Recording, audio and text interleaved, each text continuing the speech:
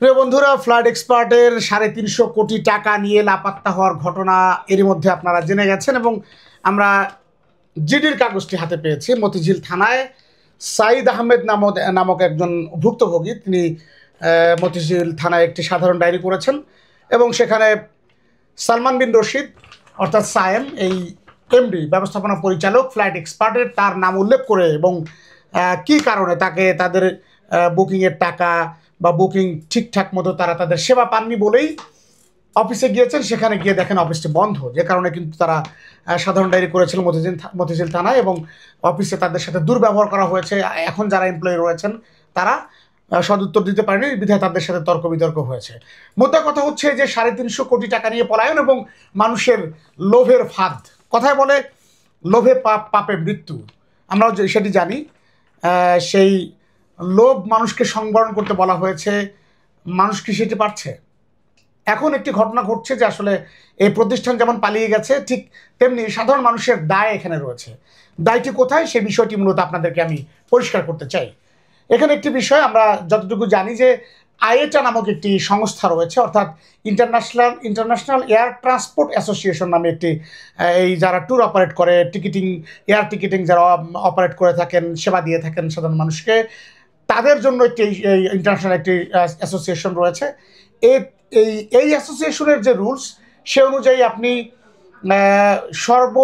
সর্বোচ্চ 7% এয়ার টিকিটে কমিশন দিতে পারবেন এবং যেটি সাধারণত যারা আমরা দেখি যে বিভিন্ন সময়ে বিমানের টিকিট বিক্রি করে, তাদেরকে আমরা দেখি যে এই খোদ এজেন্সি এয়ারলাইন্স প্রতিষ্ঠান তারা কিন্তু 7%-এর বেশি দিতে পারে না।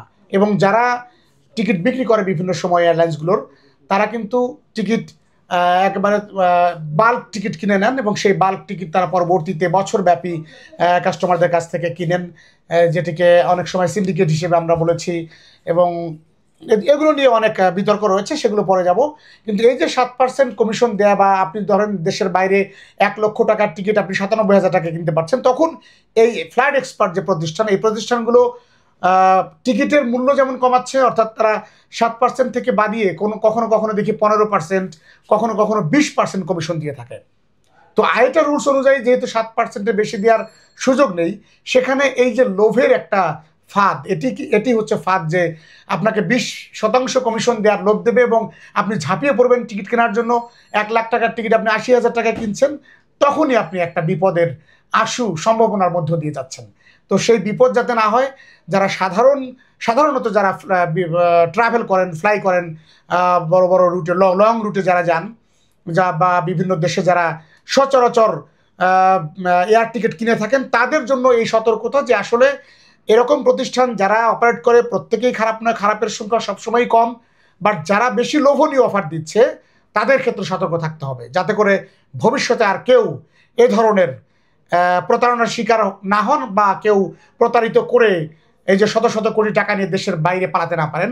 আপনাদেরকে জানিয়ে রাখি, এই সালমান বিন রশিদ সায়েম, যার বাড়ি হচ্ছে চাঁদপুর, থাকেন মোহাম্মদপুরে এবং তার অফিস রয়েছে মতিঝিলে এবং ঢাকায় আরও বেশ কয়েকটি আউটলেটে তিনি টিকিট বিক্রি করেন, অনলাইনে বিক্রি করেন। সব মিলে কিন্তু এই যে ট্যুর প্যাকেজ বা টিকিটের যে লোভনীয় অফারগুলো থাকে, এগুলো দেখার আগে নিশ্চয়ই আপনি আরও একবার রিচেক বা অন্য কারো কাছ থেকে এটি এনশিওর করে নিন যে আসলে সেই প্রতিষ্ঠানটি কিভাবে এত টাকা কমে টিকিট বিক্রি করছে। ধন্যবাদ সবাইকে আমাদের সাথে থাকার জন্য। পরবর্তী কোনো আপডেট থাকলে আপনাদেরকে জানিয়ে দেওয়ার চেষ্টা করব। ধন্যবাদ।